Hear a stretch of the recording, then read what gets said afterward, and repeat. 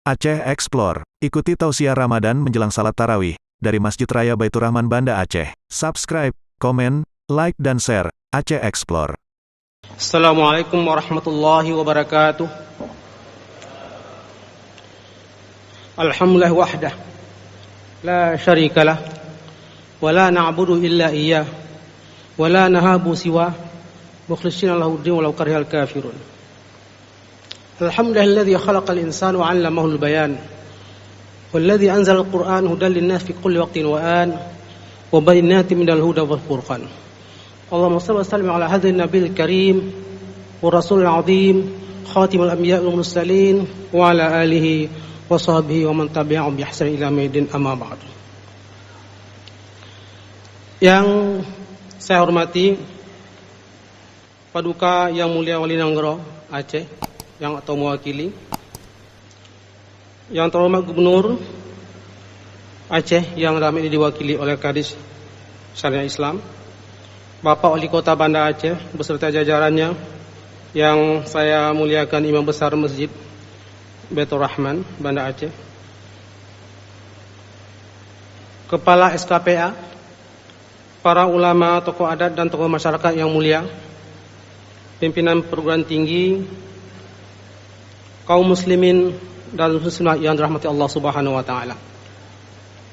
Alhamdulillah wa syukurillah, kita ucapkan syukur dan puji kepada Allah Subhanahu wa taala. Dengan rahmat dan kurnia-Nya sampai saat ini kita masih bisa melaksanakan ibadah Ramadan sesempurna mungkin. Mudah-mudahan ibadah kita ini terus dapat kita tingkatkan di hari-hari berikutnya, sehingga kita insyaallah akan mencapai tingkat muttaqin. Amin amin ya rabbal alamin. Salawat dan salam mari senantiasa kita alamatkan kehadirat Nabi Muhammad sallallahu alaihi wasallam dan para keluarga beliau, para sahabat beliau yang telah membawa umat manusia dari alam kegelapan ke alam terang benderang.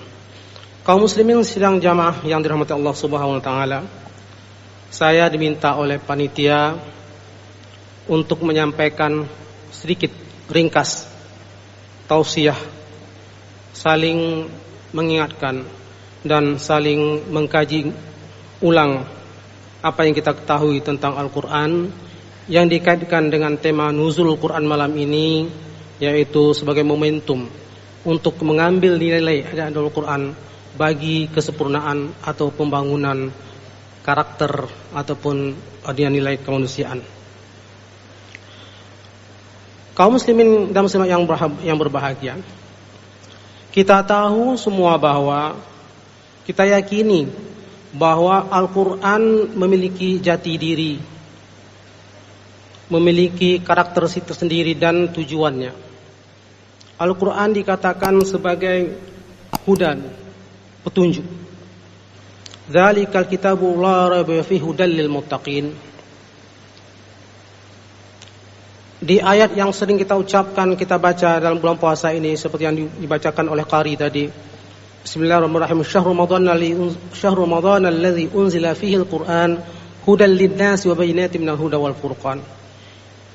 Hudan, petunjuk, merupakan kata inci atau kata kunci di sini yang mengarah kepada bahwa Al-Qur'an adalah imam kita, yang menunjuki kita, yang membawa kita kepada jalan yang benar, yang mengingatkan kita akan hal-hal yang tidak baik, yang akan membuka alam pikiran kita tentang Tuhan, tentang manusia, tentang alam, tentang kehidupan hari akhirat, dan tentang karakter dan tingkah laku manusia dan perilaku manusia, dan juga tentang arah kemana kita akan pergi, hidup apa yang akan kita jalani, dan kemana kita akan berakhir. Kemudian juga dalam Al-Quran disebutkan jati diri dari Al-Quran sebagai burhan, nuran mubina, sebagai bukti kebenaran dan cahaya yang terang benderang. Dan juga Al-Quran sering disebut sebagai mau'izah dan syifa'ul lima fis sudur, penawar hati, sebagai petunjuk dan rahmat. Dan itu sering kita ucapkan dalam setiap doa yang kita lantunkan setelah kita membaca Al-Quran. Dan Al-Quran juga menyebutkan jati dirinya sebagai sebuah kebenaran. Laqad ja'akal haqq min rabbik fala takunanna minal mumtarin. Kaum muslimin dan muslimat yang berbahagia, Langsung kepada apa yang ingin kita sampaikan pada malam ini adalah sejauh mana peringatan nuzulul Quran ini mampu mengingatkan kita kembali kepada hakikat dari Al-Quran, dan sejauh mana Al-Quran itu mampu kita bawa kepada diri kita untuk bisa kita perbaiki karakter dan kualitas manusia dewasa ini. Dan kajian Al-Quran itu tentu dalam sekali, sangat luas. Imam Al-Suyuti dalam kitab yang terkenal Al-Itqan fi Ulumil Quran mengatakan bahwa Al-Quranu bahrun la sahilalah. Al-Quran ini adalah lautan, samudra yang tidak bertepi. Artinya apa? Begitu luasnya, begitu dalamnya kajian Al-Quran, tidak ada tepinya. Bukan berarti sulit untuk dipahami, bukan. Bukan susah untuk dipelajari, bukan. Tetapi sangat-sangat luas dan tidak pernah berhenti sampai akhir hayat kita pun tidak pernah sampai kita ke tempat titik terakhir dari kajian Al-Quran. Nah, oleh karena itu maka kita dianjurkan sebagai khalifatul fil ardh, khalifah yang punya akal, yang punya hati, dan juga khalifah yang ditaklifkan kepada kita untuk memakmurkan bumi, sebagai penguasa bumi, orang yang dibebankan Allah Subhanahu wa taala untuk memakmurkan bumi ini. Kita pelajari itu dan kita harus renungkan itu. Dan kita tahu bahwa Al-Quran itu memiliki banyak sekali isinya sebenarnya sebut katakan tadi, yang diantaranya ada beberapa hal. Yang pertama tentang akidah, kita tahu itu. Dengan Al-Quran kita tahu siapa Allah. Dengan Al-Quran kita tahu siapa Tuhan kita, siapa Khaliqul Alam, siapa Rabb kita, siapa ilah kita, siapa yang kita sembah. Jelas. Dan juga dengan Al-Quran kita tahu tentang syariah. Syariah baik itu hablum minallah, hablum minan nas. Sudah diatur semua, jelas. Tidak ada keraguan lagi. Dan hubungan antara syariah dan akidah sangat ketat, sangat lengkap, sangat dekat. Terkait Islam itu menurut Yusuf Al-Qaradawi, iman yang dibenarkan oleh amal. Kita punya iman dan dilaksanakan oleh amal. Jadi ada implementasi dari iman kita terhadap perbuatan perilaku kita.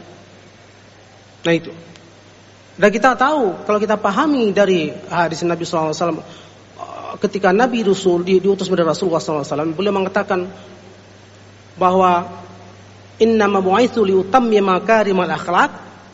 Nanti larinya ke sana. Akhlak yang baik itu muncul ketika syariat itu yang kita jalankan. Ketika seorang tidak melanggar syariat, minum khamar atau berzina dan sebagainya, dosa-dosa besar, itu akan kacau akhlaknya. Tidak benar nanti. Nah, ini yang kita lihat bahwa akidah yang utama, kemudian ada syariah, ada akhlak. Baik itu hablum minallah wa hablum minan nas. Diatur semuanya itu. Luar biasa Islam itu kayanya, detailnya pembahasan yang ada dalam Al-Quran, yang juga nanti ditambah dengan hadis Nabi Muhammad SAW. Nah, yang menarik adalah sentral dari segala itu adalah manusia, insan. Hudal linnas, petunjuk bagi manusia. Kita ini semua sentralnya. Nah, dalam Al-Quran banyak sekali bicara tentang manusia. Siapa itu manusia? Untuk apa ciptakan manusia? Wa ma khalaqtul jinna wal insa illa liya'budun. Allah itu menciptakan kita juga untuk menjadi khalifah di muka bumi. Dan yang juga menarik yaitu terkait dengan kita semuanya. Kita katakan bahwa kita umat Nabi Muhammad SAW. Kita Islam antara Nabi Muhammad SAW. Bahwa tahukah kita dalam Al-Quran yang katakan bahwa Anda kita semua ini dari dulu sudah sebutkan Islam. Huwa sammakum muslimina min qabl. Dalam artian sejarah bahwa sejarah dengan Islam itu sejalan. Begitu diciptakan alam ini, Adam diciptakan, disitulah bermulanya Islam. Oleh karena itu maka dalam sejarah Islam itu dimulai bukan dari sejarah Nabi Muhammad SAW, tapi dari kejadian alam. Makanya ketika Ibnu Ishaq dalam kitabnya Sirah Nabi, sejarah hidup Nabi, bukan memulai dari kehidupan Nabi, lahirnya Nabi, bukan, dari bi'tsah, dari mubtada, ibtida, kejadian alam pertama. Karena apa? Karena pesan dari Nabi Adam semuanya itu adalah sama dengan Nabi Muhammad SAW, ada kesinambungan. Makanya sejarah dalam Islam itu adalah sejarah universal, sejarah yang umum, bukan dari zaman Nabi saya, tapi itu sejarah yang langsung kembali kepada awalnya. Itulah sebabnya Allah Subhanahu wa taala huwa sammakum al-muslimin. Beliau Allah yang menamakan kita, memanggil kita sebagai orang muslim. Nah, inilah yang kita ketahui dari itu. Dan juga dari Al-Quran juga kita tahu tentang dunia dan akhirat.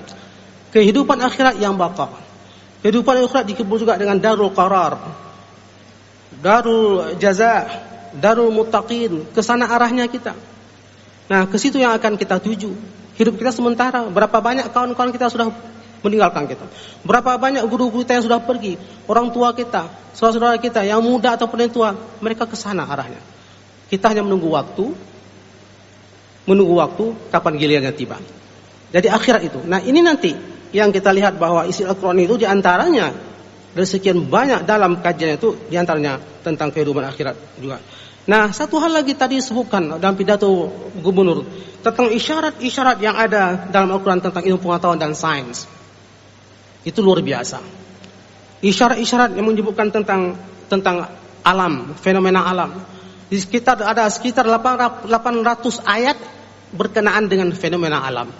Nah, itu yang kita kaji. Afala tatafakkarun, afala ta'qilun, afala tatadabbarun.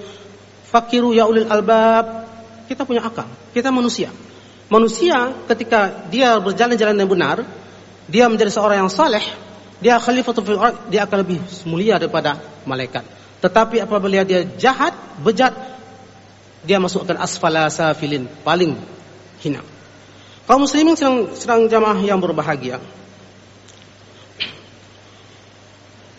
Kalau demikian berarti Al-Quran yang kita peringati turunnya malam ini mampu membuat gebrakan yang luar biasa ketika dia turun pertama kali. Al-Quran merubah pandangan dunia orang Arab pra-Islam. Al-Quran memberikan arah baru kepada mereka. Al-Quran memberikan ajaran yang membuat mereka itu masuk ke alam kebenaran yang terang benderang. Kita tahu bahwa Mekah adalah kota yang bejat dari segi akhlak. Mekah disebutkan sebagai kota jahiliyah. Mereka pintar, tapi pintar yang jahat. Dalam artian apa? Mereka melaksanakan riba, mereka membunuh anak perempuan, hukum rimba berlaku di sana. Dari segi moral bejat, dan mereka juga menyembah berhala. Nah, itu semua dirubah oleh Al-Quran. Pandangan dunia mereka, itu way of life, gaya hidup mereka dirubah semuanya. Dan itu berkembang terus. Pada masa Nabi Muhammad SAW berdasarkan Al-Quran, Islam berkembang. Islam terus membentuk jati dirinya sebagai sebuah agama dan sebagai sebuah masyarakat. Dan muncullah si ummatan Muhammad, ummatan wasatan. Ummah adalah Nabi Muhammad SAW dalam sahifah ataupun disebut dengan piagam Madinah yang pertama kali menggunakan istilah ummah yang kita gunakan sekarang. Disitulah diatur kehidupan manusia, baik kehidupan dunia dan kehidupan akhirat. Makanya Nabi Muhammad SAW adalah seorang pemimpin agama, seorang nabi yang beliau juga memperhatikan dunia sebagai seorang pemimpin dan juga memperhatikan dunia sebagai seorang masyarakat, anggota masyarakat dari sekian banyak orang. Nah, Islam itu kan begitu dia. Islam itu bukan individual, tapi juga bukan sosial. Menggandeng dua itu. Islam itu individual, tapi juga sosial. Tapi tidak nyata individual, tapi juga sosial. Artinya kita bertanggungjawabkan apa yang kita lakukan di hadapan Allah Subhanahu Wa Taala, tapi kita juga punya tanggung jawab sosial. Ya, jadi itu. Yang hebatnya Islam itu begitu dia. Menggabung dua hal itu. Harta yang diberikan Allah oleh kita itu adalah hak kita untuk menggunakannya, itu harta Allah. Tapi ketika kita gunakan, di sana ada hak orang lain, sosial. Nah, ini yang kita makanya nanti dalam kehidupan itu saya lihat bahwa dalam sepanjang sejarahnya Islam itu pada masa Bani Umayyah, Khulafaur Rasyidin, Bani Umayyah, Turk Abbasiyah, Islam gemilang luar biasa. Berdasarkan Al-Quran yang ada di tangan mereka kaji agama, muncullah karya-karya yang luar biasa. Muncullah mazhab 4 yang kita ketahui sekarang. Muncullah kitab-kitab hadis, Sahih Bukhari, Sahih Muslim. Muncul kitab-kitab yang lain tafsir. Muncul kitab-kitab yang lain seperti karya-karya tentang ilmu kedokteran, karya tentang ilmu jiwa, tentang filsafat, ilmu kalam dan lain sebagainya. Dan mereka itu adalah orang-orang yang luar biasa hebatnya, yang sampai saat ini kita belum mampu menandinginya. Itu luar biasa. Adakah sekarang kitab yang sama kualitasnya yang dikarang oleh orang sekarang sama kualitasnya dengan kitab Al-Um? Tidak ada. Itu luar biasa. Sampai dengan akhir masa Abbasiyah, ketika Baghdad ditaklukkan oleh Mughal pada tahun 1258, disitulah mulai Islam itu mulai mundur. Mundur dalam artian politik, agama masih ada, cuma secara politik sudah lemah. Lemah karena apa? Karena kerajaan-kerajaan kecil muncul, raja-raja kecil muncul, terpecah. Muncullah sebut dengan abad tengah. Muncul kerajaan yang banyak sekali. Kita punya Turki Utsmani, kita punya Safawiyah, kita punya Mughal, kita punya Aceh, kita punya yang lain di Afrika Utara. Banyak. Mamluk, kita punya Bani Umayyah yang ada di Spanyol. Banyak sekali. Nah, ini menyebabkan apa? Perpecahan umat Islam tidak bersatu. Dan lama-kelamaan ada kecenderungan juga umat Islam saat itu ialah meninggalkan pemikiran Islam, meninggalkan cara untuk berfikir, mereka taklid semata. Karya-karya yang muncul saat itu adalah karya-karya bukan karya asli, tapi lebih kepada syarah, kitab-kitab syarah, ya kan? Dari mereka syarah kitab-kitab sudah ada itu yang mereka lakukan. Sampailah kita nanti yang disebut dengan masa di mana orang Islam lemah secara ekonomi, lemah secara politik, terbelakang dari segi keilmuan, miskin, akhirnya apa? Akhirnya kita dijajah. Abad 18 sudah mulai masuk orang Eropa ke dunia Islam. Bahkan lebih awal dari itu lagi. Awal abad 16, tahun 1511 itu Melaka, kerajaan Melaka di Malaysia sekarang itu diduduki oleh Portugis. Aceh muncul menyerang Portugis. Karena Portugis membawa dua hal. Pertama perdagangan, yang kedua agama Katolik. Ditantang musuh besar. Itu awal abad 16, belum lebih abad 18. Ketika orang Eropa sudah mulai bangkit sedikit demi sedikit setelah mereka mencuri, mengambil ilmu dari Islam yang ada di Spanyol. Mereka pelajari itu. Nah ini, orang Islam lemah. Taklid. Tidak berani berpikir secara lebih dalam lagi karena khawatir akan salah lalu berpikir. Bukan salah mereka juga. Karena trauma dengan masa-masa lalu ketika masa Abbasiyah, ketika muncul pada filosof yang banyak berpikir yang lari dari ajaran Islam, akhirnya mereka khawatir. Muncullah Imam Al-Ghazali. Imam Al-Ghazali mengarang kitabnya Ihya Ulumuddin. Apa itu? Itu adalah kitab yang berisi fikih, unsurnya ibadah, dan juga ada tasawufnya. Itu. Beliau mengarang juga sebuah kitab yang terkenal dengan Tahafud Al-Falasifah. Mengkafirkan orang filosof itu dalam 13 item, 13 hal. Karena itu melanggar ajaran Islam. Oleh karena itu kekacauan pemikiran Islam saat itu, ya kan, dan juga politik menyebabkan beliau stres, trauma, ditulislah kitab itu. Dan kitab itu terkenal di seluruh dunia, tersebar sampai ke Indonesia ini. Terjemahannya sampai sekarang masih ada di kita sekarang. Itu mempengaruhi umat Islam. Akhirnya umat Islam tidak berani lagi untuk berpikir secara lebih mendalam lagi, karena takut masuk unsur-unsur yang sekarang kita sebut dengan liberal Islam gitu. Sudah ada dulu liberal Islam itu sudah ada. Itu yang kita ketahui. Nah, oleh karena itulah maka ketika kita jadikan roti bahan makanan orang Barat, kita itu dipecah-pecah. Kita tuh memang terpecah memang, lalu kita tuh seperti sarapan, disantap, dibagi-bagi. Inggris masuk ke India, menghantam Mughal, masuk juga ke kawasan Asia Tenggara, mengambil Malaya. Belanda masuk ke kita, Itali dan Prancis masuk Afrika Utara. Itu. Apa mereka lakukan? Mereka jajah kita.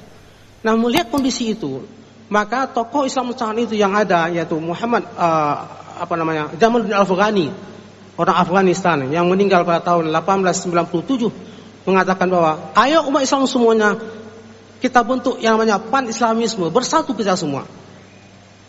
Kita tolak penjajahan, kita bekerja sama untuk menghilangkan mereka dari kawasan, dari dunia kita. Nah, itulah sebut dengan pan-Islamisme. Gayanya politik dan militan. Tapi muncullah murid beliau Muhammad Abduh yang meninggal tahun 1905. Beliau mengatakan yang penting bagi kita sekarang kita luruskan iman kita, tauhid kita, akidah kita perbaharui Islam, tajdid. Tajdid itu perbaharui, bukan Islami perbaharui, bukan. Islam itu masih sama. Islam itu saja dia. Al-Quran masih tetap dipelihara Allah Subhanahu Wa Taala sampai akhir zaman nanti. Allah yang akan memelihara. Cuman pemahaman kita tentang Islam ini yang mungkin banyak keliru, yang menyebabkan kita tidak lagi mau melakukan ini, kita melanggar ini, kita mungkin cenderung kepada syirik dan sebagainya. Itulah beliau katakan tajdid. Lalu beliau karanglah kitabnya namanya Risalatut Tauhid. Dibenarkan dari akidah dulu. Itu dari Al-Quran. Beliau ambil kembali kepada Al-Quran. Ketika umat Islam sudah mundur begitu, sudah kelabakan, kembali kepada Al-Quran. Nah, itulah yang nanti kita lihat bahwa beliau mengumandangkan ataupun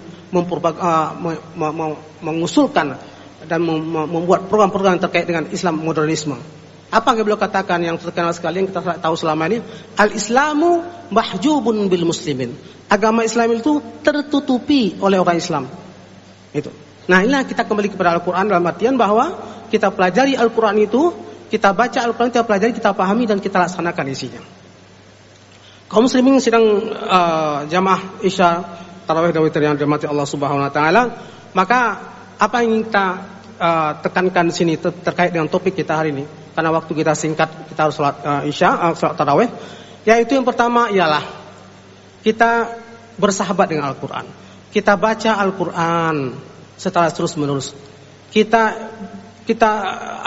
jadikan itu sebagai habit kebiasaan kita baca Al-Quran. Sambil jalan kita baca Al-Quran, sambil bawa mobil kita baca Al-Quran, kita hafal Al-Quran. Pahalanya luar biasa besarnya. Satu huruf itu satu kebajikan, ditambah lagi nanti 10 kebajikan. Satu huruf. Alif lam mim, alif satu, lam satu, mim satu. Jangan-jangan kan membacanya, mendengarnya juga nanti dapat pahala rahmat dari Allah Subhanahu wa taala. Kita tahu itu. Baca itu Quran karena pahalanya luar biasa besar. Itu pertama. Meskipun kita belum tahu maknanya, yang penting kita baca semaksimal mungkin supaya dia betul bacaannya dan dekat dengan kita. Nah, oleh karena itu maka biasakan bahwa kita membaca Al-Quran dan juga secara perlahan kita paham maknanya. Dengan cara apa? Baca, kalau kita tidak bisa bahasa Arab, baca terjemahan, kemudian baca tafsir. Tafsir mulai tafsir yang pendek-pendek, tafsir yang singkat-singkat. Banyak buku tafsir yang sudah terjemahkan dari bahasa Arab ke bahasa Indonesia. Nah, oleh karena itu masalah kognitif. Tadi kebiasaan baca Al-Quran, kita hafal, kemudian pengetahuan kognitif. Tetapi kognitif tidak cukup.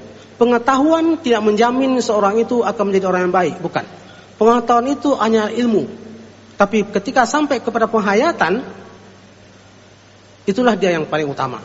Kita hayati itu. Apa yang kita hafal, apa yang kita lakukan, kita hayati itu. Sama seperti hal-hal terkait dengan sholat ini. Imam Al-Ghazali juga mengatakan hal itu terkait dengan puasa. Ketika sholat kita tidak khusyuk, itu maknanya jadi dipertanyakan. Betul, sholat kita sah.